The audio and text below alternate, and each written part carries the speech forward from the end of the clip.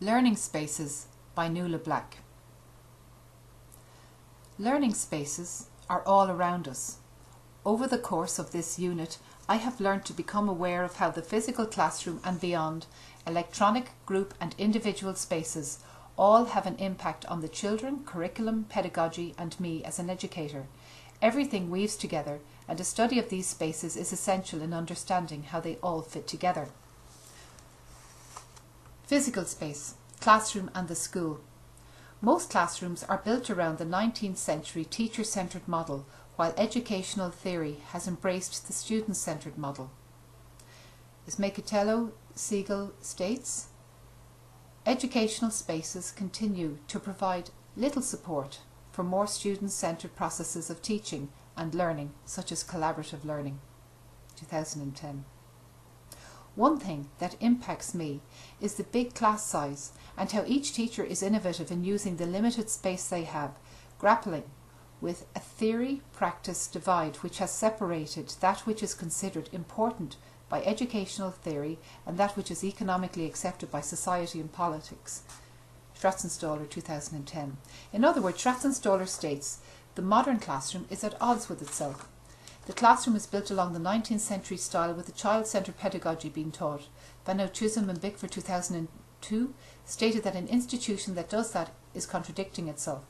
That said, however, if the teacher is aware how the physical space can be manipulated to the student's needs, it can still cater a student-centred approach. In this slide, there is an elevated step where the teacher stands to right of the whiteboard. While the thinking behind this is to allow for the children to see what is happening, it feels like the teacher is talking down to the pupils. When teaching there, I overcame this by sitting with children on the step during an activity. They visibly relaxed and engaged more in the task simply because we were all on the same level. As I was aware the impact the step was having on me, I became aware of how it might affect the students. It made me realise how important it is to use the physical space to suit the pedagogical needs of the children and to be comfortable in it as a teacher.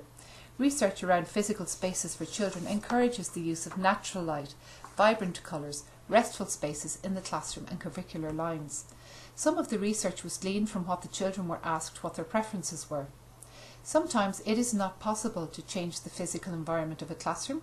One can, however, manipulate the space. Desks arranged in circles for collaborative group work, using circular mats and displays, creating small spaces for reading, doing an activity, etc. Add colour through displays, asking the children how the space might be changed around. Beyond the classroom.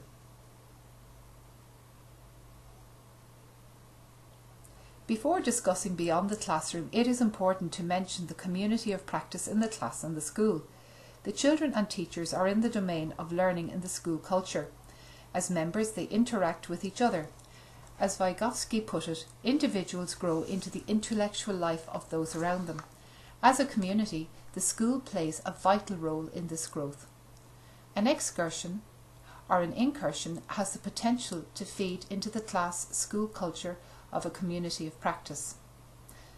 The learning process is enhanced when information is presented in context which isn't necessarily a traditional classroom setting. The 3D experience of an excursion or incursion impacts on the children in that they experience things in a new way. This kind of learning requires transformative thinking on behalf of the teacher. Students go from being simple gatherers of knowledge to being empowered in the processes and responsibility of social awareness. An example of shared learning space informed by transformative thinking, a dreaming garden built in the grounds of St. Mary's Catholic College, Kingaroy. In consultation with the school board, a garden incorporating local legends, Indigenous art and prayer was constructed by the students, teachers and local Indigenous leaders, some of whom were parents of students at the school. Everyone has taken ownership of it.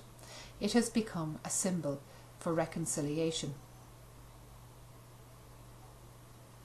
Students' interaction with the social environment facilitate individual cognitive growth and the acquisition of knowledge. Vygotsky. The electronic space.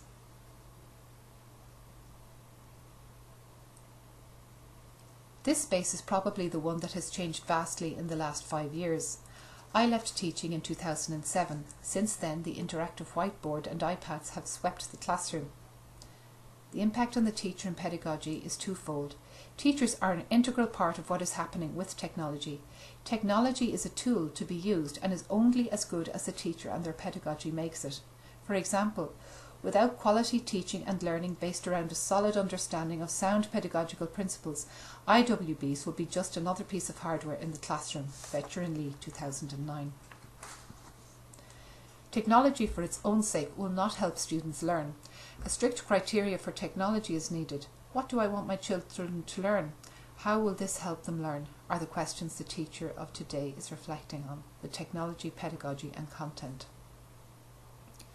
ICT integration, along with face-to-face learning with teachers knowledgeable in IT, has the potential to make children's learning productive, efficient and meaningful.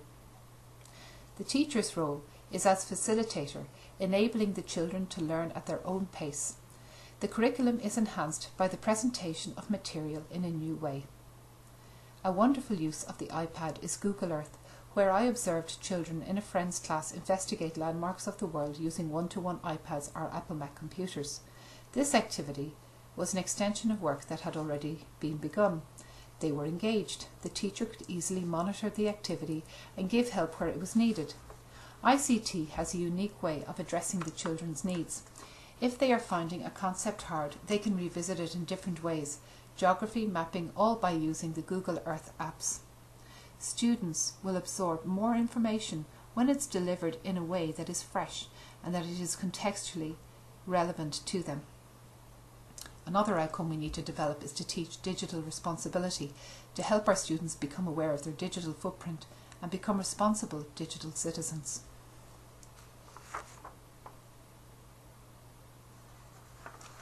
The group learning space.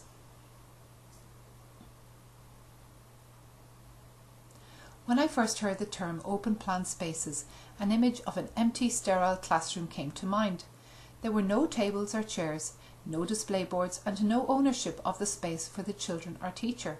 Since discussing this topic with colleagues and reading about open plan spaces in my tertiary studies, my thinking has been transformed.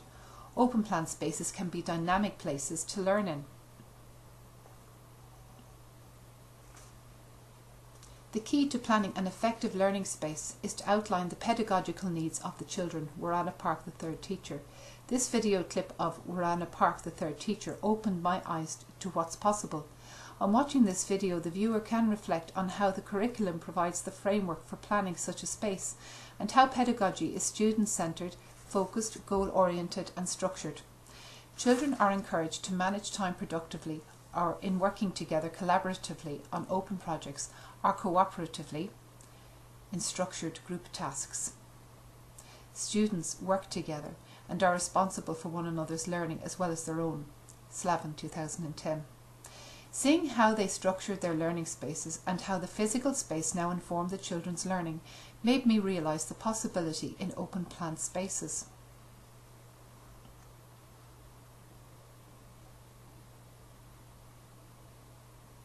The challenge for teachers is to be flexible, share knowledge of pedagogical research, communicate and develop an understanding of the curriculum with colleagues. Michelle Sugrue. These are exciting spaces for learning. Spaces such as these have the potential to impact the children in many positive ways. High and low achievers all do well, and research has shown that children learn far more effectively when they take charge of their own learning. The individual learning space. This space surprised me, as I thought my learning space was in the quiet, at the computer with minimal distraction. I have been learning, I learn everywhere, in the noise, in the quiet, doing something else. For example, I often think about what I'm learning when I am washing up, folding laundry, baking bread, going for a walk, or driving. The same would be for children. They learn everywhere. They learn in their groups, because learning is social. Wenger and Love. They learn by themselves, sometimes in a group setting too. What does this mean for me as a teacher? It means to be aware that we learn all the time. Drawing, colouring a picture, going on a message can all be learning spaces for children where they are digesting what they have learned throughout the day. Allowing children to have downtime is something we are all familiar with, but sometimes the daily schedule of the day dictates otherwise. The challenge for me as a teacher is to be aware that learning and digestion are equally important and to allow for both in and out of the classroom.